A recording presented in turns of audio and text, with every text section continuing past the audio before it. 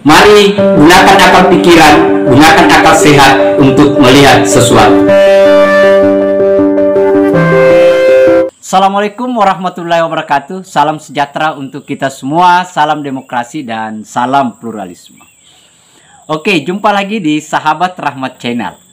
Nah, untuk kali ini sahabat-sahabat, saya kira ini seru. Karena Refly Harun itu kalau kita lihat itu sudah merasa ketakutan dan pasti dia sudah memikirkan bahwa dia akan kalah di Pilpres 2024 nantinya, di mana Refly mendukung Anies Baswedan. Kenapa itu sahabat-sahabat? Karena Refly Harun itu sangat mau mendikte Pak Jokowi untuk segera membubarkan semua kelompok-kelompok yang pro Jokowi dulu di waktu Pilpres yang lalu. Nah, disinilah ketakutannya sahabat-sahabat. Nah, ada apa? Kenapa Refly Harun mendesak untuk membubarkan itu? Padahal kita sudah tahu bahwa kelompok-kelompok pendukung Jokowi yang lalu itu sesungguhnya adalah inisiatif dari mereka sendiri. Dia tidak berbadan hukum, dia tidak didaftarkan di Kemenkumham sebagai ormas atau organisasi kemasyarakatan yang mendukung itu. Artinya apa? Bahwa Pak Jokowi sesungguhnya tidak tahu soal dukungan-dukungan itu dari masyarakat, karena itu memang murni lahir dari masyarakat. Itu yang pertama. Kemudian yang kedua sahabat-sahabat, soal cawe-cawe lah yang selama ini dia dengung-dengungkan, termasuk Denny Indrayana juga, dengan alasan ingin dimaksudkan karena cawe-cawenya Pak Jokowi. Nah, lagi-lagi ya, si Refly Harun menyampaikan bahwa Pak Jokowi itu tidak pantas untuk melakukan intervensi. Nah, di sini padahal yang namanya pemimpin, hal-hal yang baik apa salahnya? Apakah salah? Apakah melanggar konstitusi kalau misalnya Pak Jokowi mendiskusikan kepada siapa saja sistem pemerintahan yang baik di masa beliau? Kan begitu sahabat-sahabat. Saya kira itu bagian dari eksis strategi dalam kerangka untuk menyelamatkan negara. Kan begitu. Nah, tetapi untuk lebih lengkapnya sahabat-sahabat, terlebih dahulu kita lihat seperti apa keraguan, ketakutan si Refly Harun di 2024 nantinya. Mari kita lihat sahabat-sahabat. Jokowi itu adalah Presiden Republik Indonesia, bukan Presiden relawan. Harusnya tidak boleh lagi ada yang namanya relawan yang mengatasnamakan presiden. Apalagi relawan itu bisa punya akses langsung ke istana.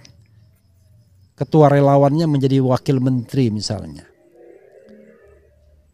Saya berkali-kali mengatakan relawan itu dibutuhkan ketika kontestasi Pilpres. Begitu kontestasi Pilpres 2014, oke, ada relawan Jokowi. Ketika terpilih, bubar relawan. Nah, menjelang Pilpres, buat lagi relawan. Ya, tetapi namanya jangan Jokowi. Karena Jokowi sudah belongs to the state. Harusnya ya relawan apalah. Karena nama Jokowi itu adalah belongs to the state.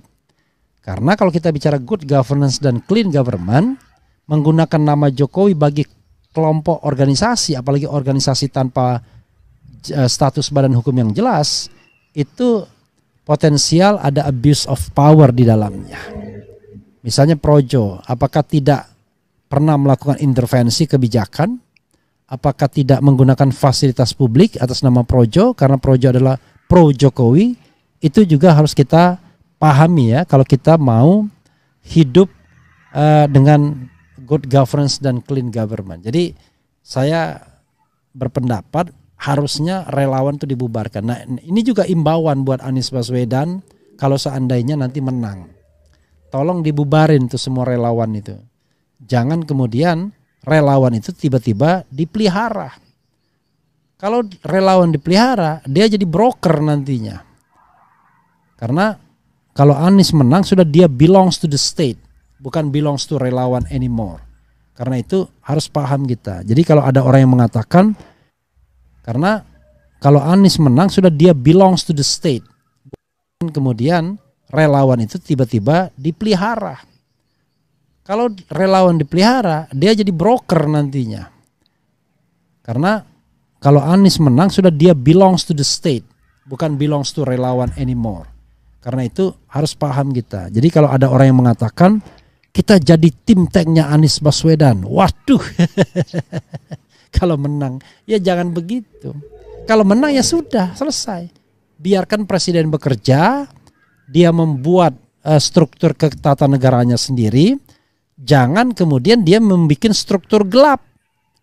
Struktur gelap itu adalah orang-orang yang dibiayai secara gelap oleh negara. Nggak boleh begitu. Harus terang benderang dalam mengurus negara dan ingat, dia belongs to the state. Jadi pendapat saya objektif, tidak hanya kepada Jokowi tapi juga kepada siapapun whoever yang terpilih. Karena 2024 kan akan ada presiden baru. Jadi tidak boleh ada relawan setelah 2024 bubar. Nanti menjelang Pilpres 2029 bentuk lagi relawan boleh. Tapi kalau dia incumbent jangan menggunakan nama incumbent. Gunakan nama lain karena incumbent itu sudah milik publik, milik republik, milik bangsa, milik negara, milik rakyat ya. Oke. Itu satu. Ya. Berikutnya adalah yang juga saya kritik adalah kok bisa Presiden Jokowi itu mendikte presiden berikutnya dengan legacy dia. Dengan ingin mengatakan bahwa hey, yang menang harus ikut saya, lanjutkan program saya. Ya nggak bisa begitu. Kalau programnya bagus iya. Ya, kalau programnya tidak bagus, tapi bukan soal bagus dan tidak bagus. Tapi kita bicara struktur ketatanegaraan ke depan. Wow, itu tadi sahabat-sahabat ya. Kita sudah lihat dulu dengan gagah perkasanya Refly Harun menganggap bahwa dia bisa memenangkan pertarungan ini, Anies bisa menang.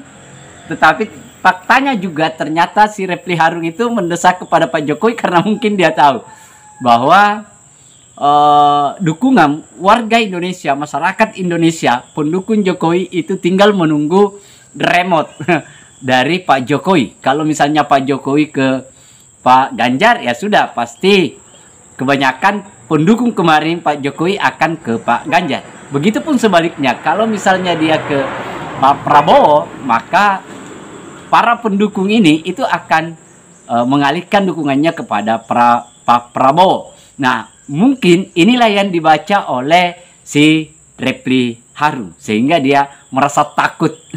Dan karena kenapa? Sudah berbulan-bulan kan, sudah hampir mendekati 1 tahun Anies dipromosikan sebagai calon presiden, tak kunjung-kunjung surveinya naik, sahabat-sahabat. Jadi ini yang membuat para pendukung ini baser-baser juga Anies itu ketakutan bahwa dia membaca gelagat kekalahan. Dan inilah yang membuat mereka meminta untuk tidak melakukan intervensi. Nah, padahal bukan intervensi. Ini adalah bagian dari strategi yang namanya exit kepemimpinan, strategi untuk bagaimana menyelamatkan kalau kita dengarkan kemarin Pak Jokowi menyampaikan bahwa kepemimpinan ini bukan seperti pom bensin yang setiap pergantian harus dimulai dari nol, kan begitu, sahabat-sahabat. Harus dilanjutkan hal yang baik dan hal yang dibutuhkan oleh warga. Untuk apa kita mengubah? Yang kita butuhkan adalah peningkatan dari yang sebelumnya. Saya kira itu, sahabat-sahabat. Terima kasih banyak. Akhir kata dari saya. Assalamualaikum warahmatullahi wabarakatuh. Salam demokrasi, salam pluralisme, NKRI, harga mati.